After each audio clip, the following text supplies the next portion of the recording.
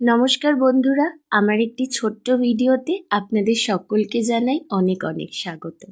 আমি ঈশানী আবারও একটা রান্নার ভিডিও নিয়ে এসেছি। আজকে বানাচ্ছি ডেজার্ট আইটেম। তো আজকে আমি বানাচ্ছি ফ্রুট কাস্টার্ড। কিছু কিছু উপকরণ ব্লিঙ্কিট থেকে অর্ডার করেছি, যেমন ধরুন এই ড্রাই ফ্রুটস, জ্যাগরি পাউডার, কারণ আমি চিনির বদলে জ্যাগরি পাউডারটাই ইউজ করি যে কোনো ডেজার্ট আইটেমে। এছাড়া 1 প্যাকেট দুধ, বাড়িতে 1 প্যাকেট দুধ ছিল, তবু ভাবলাম যদি কম পড়ে, তো এই ভেবে আরও 1 প্যাকেট দুধ অর্ডার করেছি। তো লাস্টে পুরোটা হওয়ার পরে মনে হলো পরিমাণে অনেকটাই বেশি হয়ে গেছে। যদিও এই জিনিস তো খুব খেতে ভালো লাগে, তো ফ্রিজে রেখে বেশ ঠান্ডা ঠান্ডা 2-3 দিন ধরে খাওয়া যাবে। ফলের মধ্যে যা যা ফল ঘরে ছিল সেই ফল দিয়েই আজকে বানাচ্ছি, কারণ এই ফলগুলো খেতে আমি ভালোবাসি। প্রথমে একটা বড় প্যানের মধ্যে দুধ নিয়ে দুধটা হালকা গরম করে নিয়েছি। তারপর সেখান থেকে একটু বাটিতে দুধ ঢেলে তার মধ্যে কাস্টার্ড পাউডারটা গুলে নেব। একটু হালকা গরম দুধে যেমন মিল্ক পাউডার গুললে একদম সাথে সাথে মিলিয়ে যায়, এর ক্ষেত্রেও ঠিক সেমনই দেখলাম। তো ভালো করে কাস্টার্ড পাউডারটা গুলে নিচ্ছি। আর এটা ম্যাঙ্গো ফ্লেভার ছিল, অসাধারণ গন্ধ, ঠিক যেমন ম্যাঙ্গো আইসক্রিমে গন্ধটা থাকে।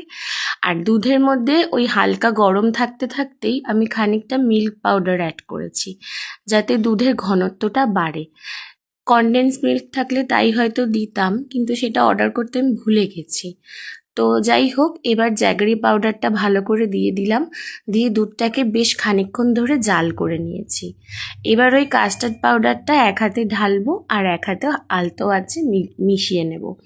তো আমি সত্যি কথা দুধটা কেটে যাওয়ার ভীষণ ভয় পাচ্ছিলাম, কেননা প্রথমবার বানাচ্ছি, আগে কখনো বানাইনি। আর দুধের যে কোনো জিনিস বানাতে আমার একটু ভয়ই লাগে। তো যাই হোক, কাস্টার্ড পাউডারটা মেলানোর পরে এবার ড্রাই ফ্রুটগুলো দিয়ে দিই, কেননা এগুলো তো বেশ শক্ত থাকে, একটু ভিজুক। যদিও ফ্রিজে এটা সেট করার জন্য বেশ খানিকক্ষণ রাখবো, মোটামুটি ওই 2-3 ঘন্টা। তো দুধটা এবার জোরে ফ্যান চালিয়ে বেশ একটু ঠান্ডা করে নিলাম। ফলগুলো গরম দুধে আর দিইনি। তো দুধটা হালকা ঠান্ডা হওয়ার পরে এরকম একটা করে বড় বাটিতে খানিকটা ফল ঢেলে নিয়ে তার উপরে ভালো করে দুধটা ঢেলেছি। ঢেলে এই বাটিগুলোতে রাখবো, রেখে এই বাটিগুলো নিয়েই ফ্রিজে ঢুকিয়ে দেব। বেশ খানিকক্ষণ ফ্রিজে ঠান্ডা হওয়ার পরে এটা রাতে আজকে আমরা ট্রাই করব। যদিও আমি এই অবস্থায় একটুখানি খেয়ে দেখলাম, মাও একটু খেয়ে দেখলো, খেতে বেশ দুর্দান্ত হয়েছে। কিন্তু পরিমাণে এতটাই হয়েছে, দেখুন এত বড় বড় দুটো বাটিতে ঢালার পরেও কতটা রয়েছে। ওই যে আমার বেশি পাকামো, ভাবলাম যে 1 প্যাকেট দুধে হবে না, তো আরও 1 প্যাকেট দুধ আমি অর্ডার করলাম।